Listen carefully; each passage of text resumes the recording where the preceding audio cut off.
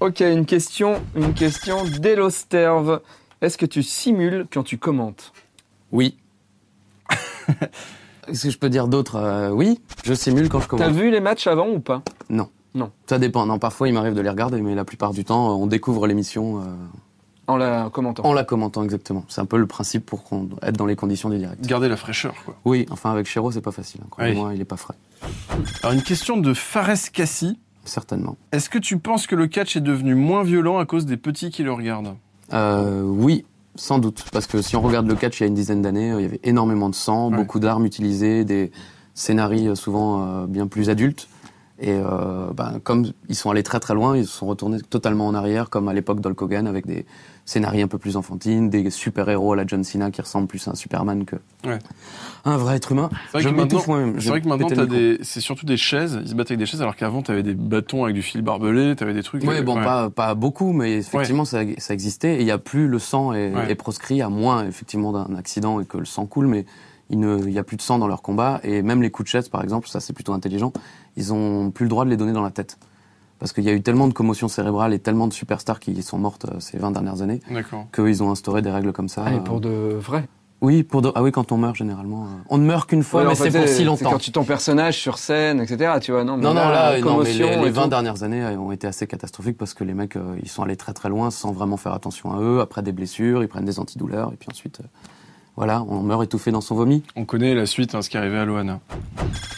Philippe Chahet demande, est-ce que tu es déjà passé par-dessus la 3e corde ? Non, je ne suis jamais encore passé par-dessus la 3e corde. Merci Christophe Ajus. De rien. Le livre, Le catch, ma vie, ma passion. On te retrouve tous les... c'est compliqué là, la semaine à la télé. Alors, tous les mardis soirs à 22h30 sur RTL 9, tous les vendredis soirs à partir de 20h30 sur NT1, tous les samedis soirs à 20h30 sur AB1, et pour nos amis en Belgique, je ne connais pas les horaires. Il y a également la chaîne Action, qui est une petite chaîne qui passe le show NXT. Voilà. C'est une semaine bien occupée pour Monsieur Ajus. Oui, mais je vous rassure, on enregistre tout d'un bloc. On fait comme vous, quoi. 200 émissions par jour, et puis on voit comment vous finissez. Tout à fait. T'as été très sage. T'as gagné un cadeau. C'est le DVD Karate Boy. Tu peux ne pas le prendre. Je te comprends. Je l'ouvrirai jamais, mais je vais le prendre. Et je suis navré d'avoir été si vulgaire et d'avoir obligé à la chaîne No Life d'ailleurs, j'ai une lettre d'excuse à publier. Oui, j'ai bien eu des relations sexuelles. Non, ça c'est pas la mienne. C'est celle de Clinton. 20 ans de retard, ça va les gars. Très bien. Merci Monsieur Ajus. Merci à vous. Tu vas dédicacer notre mur. Oui. Et la semaine prochaine, on reçoit les messieurs de No Watch, on va parler podcast en France. Ah. Non, parce que c'est des gens qui sont contre les montres. Désolé. À la semaine prochaine. Bisous. Karate Boy.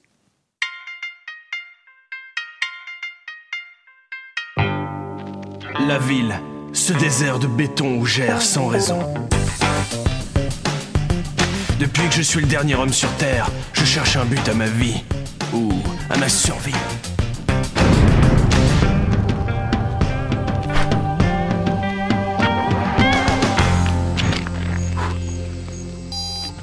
Cher Sibi, cette crotte de Cibourse est vraiment très ancienne. Ça veut dire que je suis proche des derniers survivants. Ma quête est bientôt terminée. Un jour peut-être on racontera mon histoire aux enfants. N'en déplaise aux langues de bois. Terminé. Bon, il faut que j'étudie la topographie du terrain parce que de nuit, je vois beaucoup moins bien.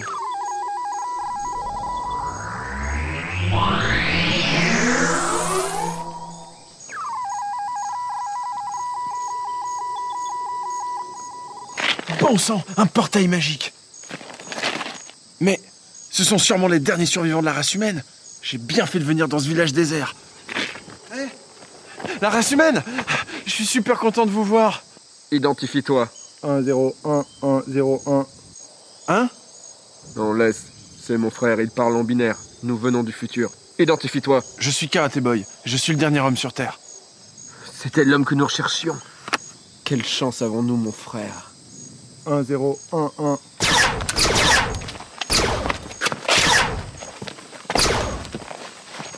Meurs, papa. Meurs. Papa? Nous sommes tes enfants, Karate Boy, et nous sommes venus te tuer. 1011. Ouais. Je suis ton père? Et mes enfants veulent me tuer?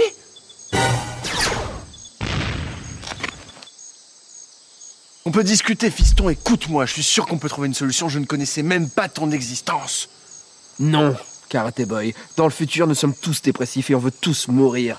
Nous avons été envoyés dans le passé pour te tuer. Pour que plus personne n'ait envie de mourir, pour que plus personne ne soit triste. Tu as engendré une race de dépressifs, Karaté Boy. Meurs. Je suis père et j'ai des spermatozoïdes dépressifs. Je vais tous vous tuer.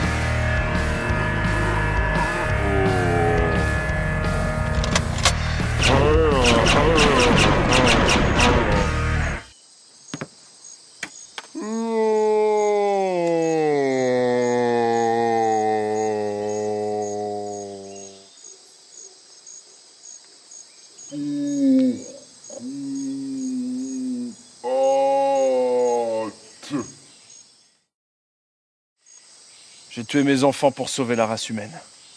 Quand je serai père, je ferai attention à l'éducation de mes enfants. Parce que sinon ils seront dépressifs et ils voudront me tuer. Chaque parent devrait penser à ça. Voilà une belle morale.